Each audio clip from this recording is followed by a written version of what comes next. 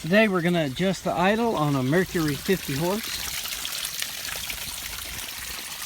Hear all that water running. This is the idle adjustment.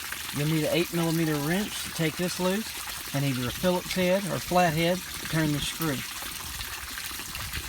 Clockwise, which puts it in, slows it down. Counterclockwise, taking it out, speeds it up. Let's adjust it.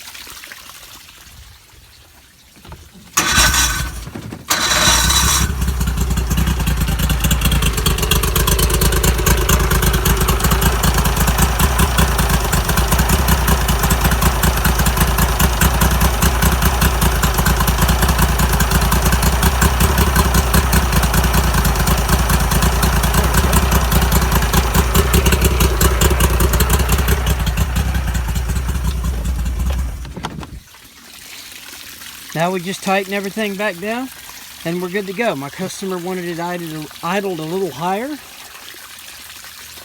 Quick and easy solution. You can do this at home.